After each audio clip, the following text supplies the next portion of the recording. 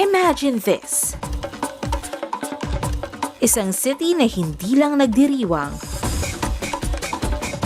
kundi sumasabog sa kulay, ritmo, at pananampalataya.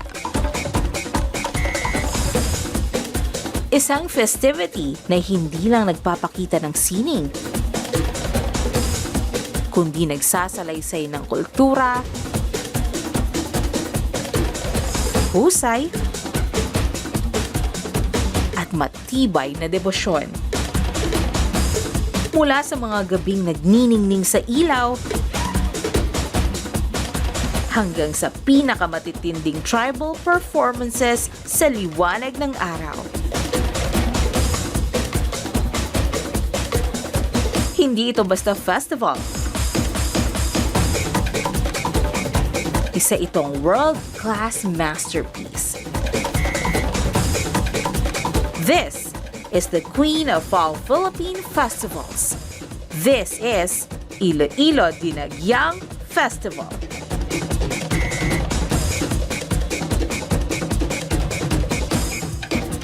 Sa episode na ito, dadalhin ko kayo sa ilan sa mga malalaking kaganapan na siguradong magbibigay sa iyo ng goosebumps at mapapasabi ka na lang na next January, gagala ako sa Iloilo City. Kaya tara at i-explore natin ang ilan sa mga highlights ng Iloilo Dinagyang Festival 2026. Every fourth weekend of January, Iloilo City transforms into a giant stage, puno ng infectious energy dahil sa mga pagtatanghal na gumigising sa senses, isip at pananampalataya. Sa dami ng mga ganap sa Dinagyang, may ilan talaga ditong inaabangan ng lahat. Friday evening. Makikita ang modern at electric side ng festival sa Dinagyang Illumination, Street Dance Competition, and Floats Parade of Lights. Imbes na sikat ng araw, mga makukulay na ilaw sa kanilang mga kasuotan at props ang nagbibigay buhay sa bawat galaw ng mga tribo. Nagiging extension ito ng kanilang sayaw. Bawat ikot, bawat kumpas, mas lalong tumitingkad sa dilim.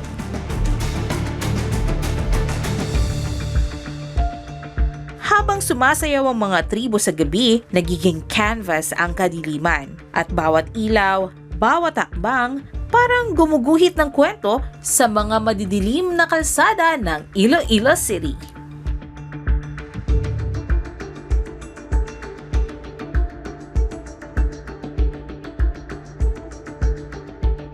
Kasabay nito ang Floats Parade of Lights, kung saan ang mga naglalakihan at nagniningning na mga floats ng festival sponsors ang nagpapaliwanag sa mga lansangan.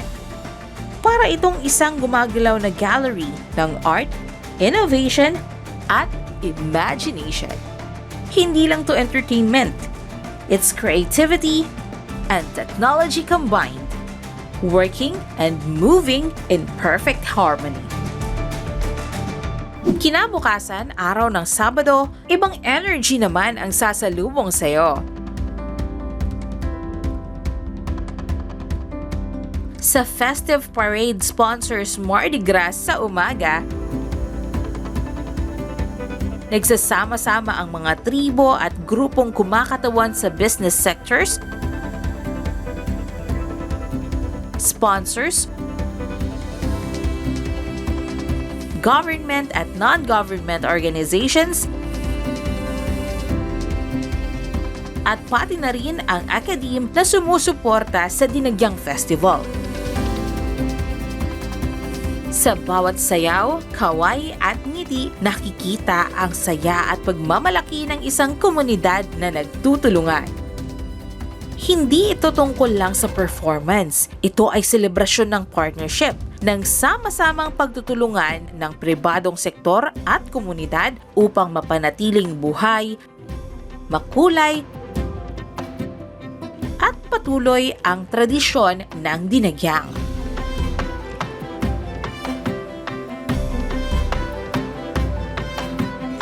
Sa hapon naman, nagiging tagpuan ang Iloilo City ng mga kinatawan mula sa iba't ibang bayan ng probinsya. Ito ang kasadyahan sa Cabanatuan.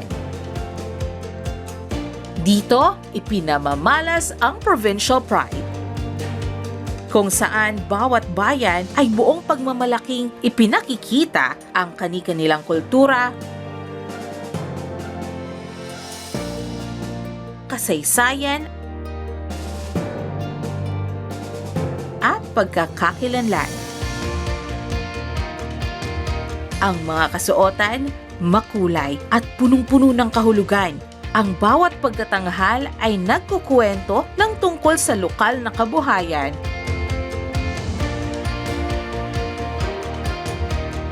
likas yaman,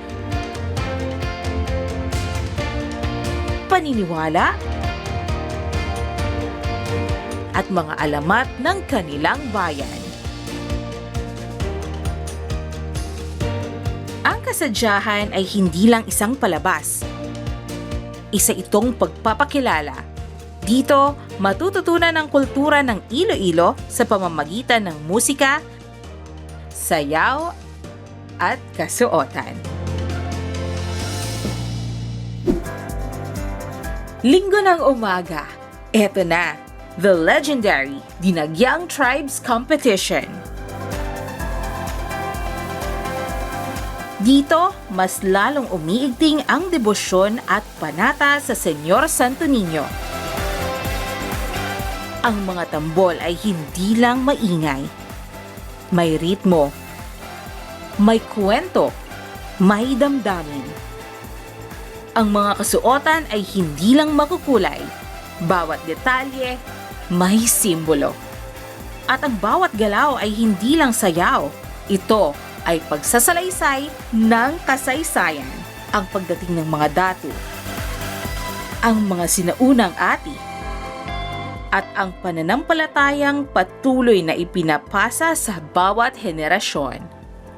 Everything is choreographed to perfection, theatrical, grand, world-class. Ito ang uri ng sining na bihirang makita at hindi basta-bastang makakalimutan. At sa sandaling makita mong itinataas na ng mga tribo ang mga imahe ng Santo Niño at marinig mo ang kanilang malalakas na sigaw, dito mo mararamdaman. Hindi lang ito isang performance. Ito ay panalangin na gumagalaw. It's a beautiful balance of fiesta madness and deep faith.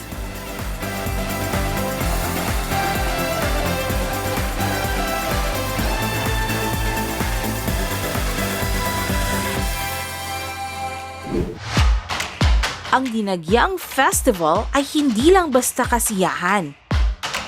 Isa itong buhay na tradisyon. Ipinapakita ng illumination na kayang magsabay ng malikhaing isip at makabagong panahon. Sa Mardi Gras, nangibabaw ang tibay ng komunidad at sama-samang pagtutulungan. Ipinagdiriwang ng kasadyahan ang pamana at pagkakakilanlan. At sa Tribes Competition, buhay na buhay ang pananampalataya at kasaysayan. Pag pinagsama-sama, malinaw kung bakit tinaguri ang Queen of all Philippine Festivals, ang Dinagyang. The 2026 Iloilo Dinagyang Festival is definitely one for the books. At ang Dinagyang Festival ay isang karanasang hindi mo dapat palampasin. Samahan niyo ulit ako sa susunod upang tuklasin ang panay, isang biyahe, isang kwento at a time. Ako si Peach Ladesma at ako ang inyong Panay Explorer.